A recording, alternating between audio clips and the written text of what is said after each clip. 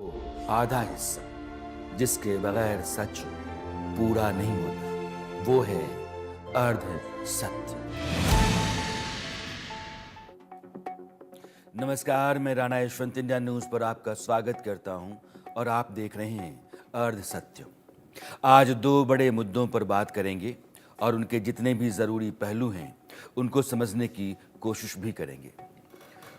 पहला मामला यह है कि बाबा साहब अम्बेडकर को कांग्रेस ने कितनी अहमियत दी और इसको बारीकी से समझने की ज़रूरत आज इसलिए भी है क्योंकि बीजेपी और कांग्रेस के बीच संसद के मौजूदा सत्र के दौरान अम्बेडकर को लेकर एक तीखी जंग छिड़ी हुई है। और दूसरा मुद्दा ये कि क्या बांग्लादेश ने पाकिस्तान की तरह अपने लिए एक भस्मासुर पैदा कर लिया है। जिस तालिबान को पाकिस्तान ने पाला पोसा आज वही उसकी बर्बादी का कारण है। ठीक वैसे ही रोहिंग्याओं को ट्रेनिंग देकर जिस अराकान आर्मी के खिलाफ उसने लड़ने के लिए भेजा था, आज वही अराकान आर्मी उन बांग्लादेशियों के चलते या म्यांमारियों के चलते बांग्लादेश के लिए मुसीबत बनी हुई है। पहले बाबा साहब अम्बेडकर और कांग्रेस को लेकर छिड़ी जंग को समझते हैं। कांग्रेस के अध्यक्ष मल्लिकार्जुन खड़गे ने बाकायदा प्रेस कॉन्फ्रेंस की और कहा कि देश के गृह मंत्री अमित शाह के खिलाफ एक तरीके से मैंने मोर्चा खोल रखा है और इसकी वजह डॉक्टर अम्बेडकर है। खड़गे ने कहा कि प्रधानमंत्री नरेंद्र मोदी के लिए जरूरी है कि वे अमित शाह को बर्खास्त करें। कारण क्या है, अब आप ये सुनिए।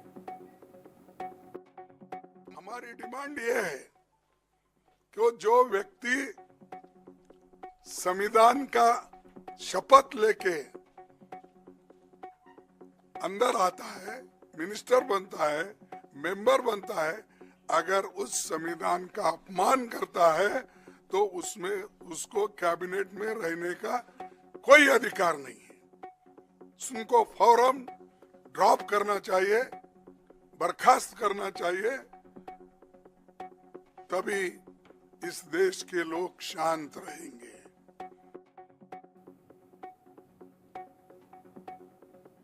अमित शाह मंगलवार को संसद की चर्चा में हिस्सा ले रहे थे और वे कांग्रेस की नीतियों की तथ्यों के जरिए कलई खोल रहे थे। इसी दौरान बाबा साहब अम्बेडकर का जिक्र आया। कांग्रेस ने अमित शाह के बयान के एक टुकड़े को ऐसे पकड़ा जैसे उसको कोई बहुत बड़ा मौका मिल गया हो। वह टुकड़ा उसके बाद सोशल मीडिया पर वायरल होता रहा और बीजेपी के खिलाफ जो नेता हैं वे बाबा साहब की दुहाई देकर अमित शाह और बीजेपी को कोसते रहे। वह जो टुकड़ा है वह मैं आपको सुनाता हूं। मान्यवर, अभी एक फैशन हो गया है आम्बेडकर आम्बेडकर आम्बेडकर आम्बेडकर आम्बेडकर आम्बेडकर। इतना नाम अगर भगवान का लेते हैं तो 7 जन्मों तक स्वर्ग मिल जाता। अच्छी बात है।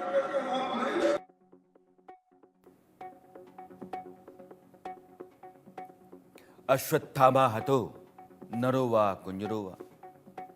महाभारत में धर्मराज युधिष्ठिर ने अश्वत्थामा हतो यह तो बहुत जोर से कहा, लेकिन नरो वा कुंजरो वा आहिस्ता कहा। जोर से जो कहा वो इसलिए कहा ताकि द्रोणाचार्य सुने और उनको पुत्र शोक हो जाए।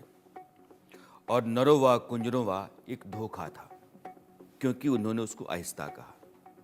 संदर्भ और संपूर्णता से किसी बात को अगर आप काट देते हैं तो उसका अर्थ उल्टा हो सकता है, असर उसका उल्टा हो सकता है। यही कांग्रेस ने अमित शाह के बयान के टुकड़े के साथ किया। यही बताने के लिए मल्लिकार्जुन खड़गे की प्रेस कॉन्फ्रेंस के घंटे भर के भीतर अमित शाह मीडिया के सामने आ गए। उन्होंने ये गुजारिश की कि उनके पूरे बयान को सुनाया जाए और कांग्रेस जो करतूत कर रही है उसकी असलियत को भी वो सामने लाएं, यानी कि मीडिया के लोग सामने लाएं। फिर से एक बार चिर परिचित अपनी पुरानी नीति पर कांग्रेस आई है और उन्होंने मेरे बयान को तोड़ मरोड़ कर आधा ही दिखाकर जनता के सामने रखना और भ्रांति फैलाने का प्रयास किया है। कृपया मेरा पूरा बयान आप सभी लोग जनता तक पहुंचाइए तो दूध का दूध और पानी का पानी हो जाएगा। अमित शाह कह रहे हैं कि उनके बयान को कांग्रेस ने तोड़ मरोड़ कर रखा और वह सरासर गलत कर रही है। जाहिर है आपको पूरा बयान सुनना चाहिए। यह मैं आपको आगे सुनाऊंगा, क्योंकि उनके पूरे बयान का लिंक प्रधानमंत्री नरेंद्र मोदी ने अपने एक्स पोस्ट के साथ टैग किया है। इतना जरूर है कि कांग्रेस ने बाबा साहेब को लेकर जो माहौल बनाया, उससे प्रधानमंत्री को लग गया कि उन्होंने और उनकी सरकार ने डॉक्टर अंबेडकर को लेकर या उनके नायकत्व को लेकर उसे उभारने में जितनी लगन मेहनत की है, कांग्रेस उस पर चोट पहुंचा रही है। इसीलिए उन्होंने दोपहर में कई पोस्ट किए, जिसका पहला हिस्सा 12:56 पर आया। उसके थ्रेड में नीचे 5 और पोस्ट थी। यहां से हम प्रधानमंत्री के एक्स पोस्ट और उसकी असलियत की पड़ताल करते चलेंगे, ताकि आपके सामने असलियत आती रहे और बाद में एक पूरी तस्वीर आप देख सकें, समझ सकें। प्रधानमंत्री नरेंद्र मोदी का जो पहला एक्स पोस्ट था, उसमें उन्होंने लिखा कि अगर कांग्रेस और उसका सड़ा हुआ तंत्र यह सोचता है कि उनके दुर्भावनापूर्ण झूठे कई वर्षों के कुकर्मों, खासकर डॉक्टर अंबेडकर के प्रति उनके अपमान को छिपा सकते हैं, तो वे बहुत बड़ी गलतफहमी में हैं। भारत के लोगों ने बार बार देखा है कि कैसे एक वंश के नेतृत्व वाली एक पार्टी ने डॉक्टर अंबेडकर की विरासत को मिटाने और SC/ST समुदायों को अपमानित करने के लिए हर संभव गंदी चाल चली है। इस पोस्ट में 2 अहम बातें आती हैं। पहली, अंबेडकर के प्रति अपमान का भाव, और दूसरी बात ये कि अंबेडकर की विरासत मिटाने की गंदी चाल। ऐसा कहने के लिए इतिहास किन किन घटनाओं और प्रसंगों को प्रमाण के तौर पर अपने साथ रखे हुए हैं, इस पर मैं आगे बात करूंगा। फिलहाल प्रधानमंत्री का दूसरा एक्स पोस्ट मैं आपके सामने रख रहा हूं।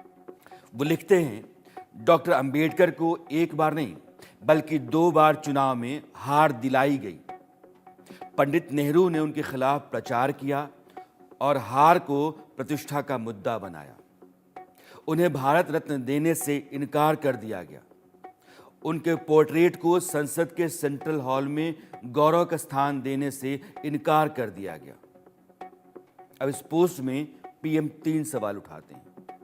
पंडित नेहरू ने डॉक्टर अंबेडकर को चुनाव हरवाया, कांग्रेस ने डॉक्टर अंबेडकर को भारत रत्न नहीं दिया और संसद के सेंट्रल हॉल में उनको जगह नहीं दी।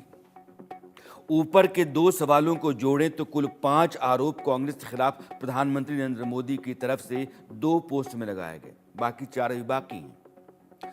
अब जो ये 5 आरोप हैं, इनकी असलियत या इनका सच अब बारी बारी से हम देखते हैं। डॉक्टर अंबेडकर ने सितंबर 1951 में हिंदू कोड बिल पर मतभेद के चलते पंडित नेहरू की अगुवाई वाली जो अंतरिम सरकार थी, क्योंकि चुनाव 1952 में हुए तो 47 से लेकर के 52 तक सरकार का एक जिम्मा था जो प्रधानमंत्री नेहरू के पास था, तो उस अंतरिम सरकार से उन्होंने इस्तीफा दिया था।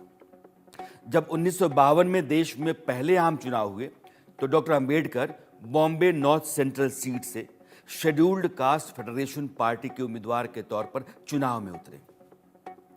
उस समय नेहरू अपनी लोकप्रियता के चरम पर थे और उन्होंने डॉक्टर अंबेडकर के खिलाफ उनके ही पीए रहे NS काजोलकर को खड़ा किया। नेहरू 2 बार काजोलकर के लिए प्रचार करने के लिए मुंबई गए, अपनी पूरी ताकत लगाई। नतीजा ये रहा कि डॉक्टर अंबेडकर 15,000 वोट से हार गए। अब आप सोचिए, जिस आदमी ने अभी कुछ ही वर्ष पहले देश का संविधान लिखा हो, उस संविधान का जनक उसे माना जा रहा हो, अपने दौर का वह सबसे प्रतिभाशाली राजनेता हो, बड़ा चिंतक समाज सुधारक माना जाता हो, उसको देश के प्रधानमंत्री ने हराने में कोई कसर